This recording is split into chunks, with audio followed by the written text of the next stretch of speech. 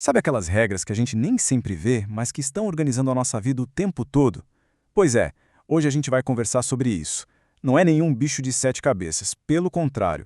É o manual de instruções que dita como o Estado interage com a gente. Vamos juntos desvendar esse jogo. Agora, pensa comigo.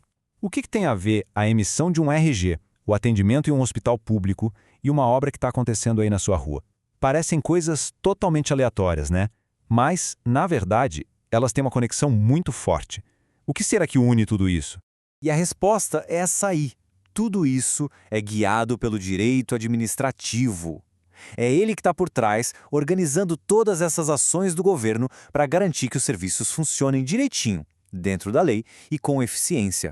Tá, então vamos do começo. O que é exatamente o direito administrativo? A forma mais fácil de entender é pensar nele como livro de regras do time do governo.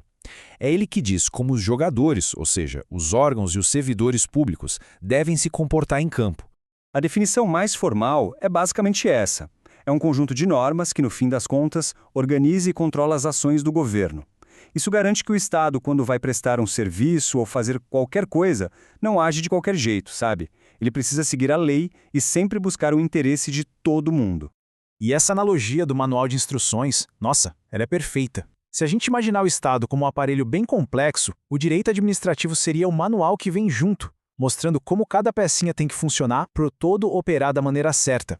E o alcance dele é enorme, viu? Ele organiza desde os poderes que os governantes têm até o funcionamento dos serviços essenciais, como saúde e educação. E não para por aí. Ele também rege as licitações para contratar uma obra, a responsabilidade do Estado se cometer um erro e até os concursos públicos.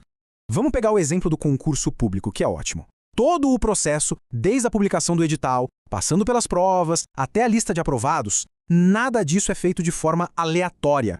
Tudo segue à risca as normas do direito administrativo para garantir que a seleção seja justa e transparente para todo mundo que participa. Ok, a gente já entendeu o que ele é. Mas qual é a grande missão dele? Por que essas regras são tão importantes assim? É exatamente isso que a gente vai ver agora. Para que, afinal, ele serve? A missão dele se apoia em 4 pilares. Primeiro, fazer com que o Estado sempre jogue dentro das 4 linhas, ou seja, de acordo com a lei. Segundo, proteger os direitos de cada um de nós. Terceiro, garantir que a máquina pública funcione de forma eficiente e transparente.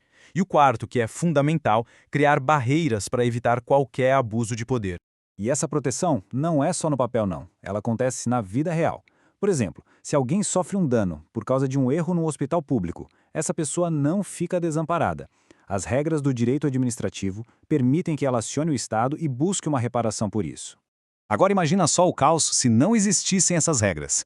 A gestão pública poderia virar um campo de decisões tomadas por vontade própria, com favorecimentos e uma desorganização total.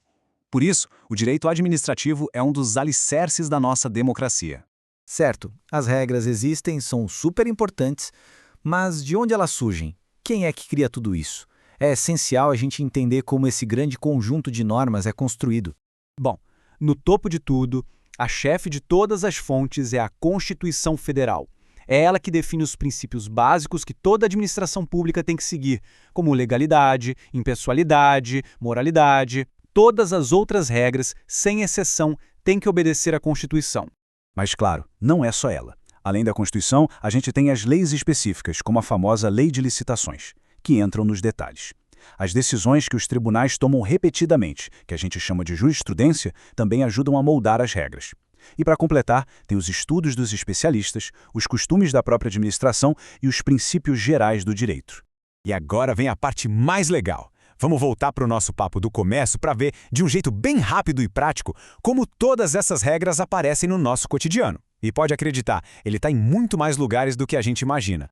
Quando alguém vai tirar um RG ou CPF, por exemplo, todo aquele procedimento, os documentos que precisa levar, os prazos, tudo isso é definido por normas administrativas.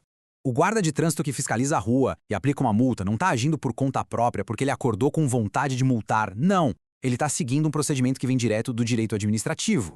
A forma como somos atendidos num posto de saúde ou o jeito que uma escola pública é organizada também são guiados por essas normas, que tentam garantir um padrão de qualidade nesses serviços.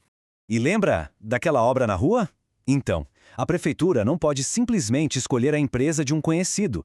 Ela é obrigada a fazer uma licitação pública, que é um processo competitivo e transparente, todo regulado pelo direito administrativo. E para a gente fechar, fica aqui uma reflexão. Agora que essas regras, que antes pareciam invisíveis, ficaram um pouco mais claras, como é que a gente passa a observar a atuação do Estado no nosso dia a dia? A partir de hoje, cada serviço público, cada obra, cada atitude de um agente do governo pode ser vista com um novo olhar. Fica aí o pensamento.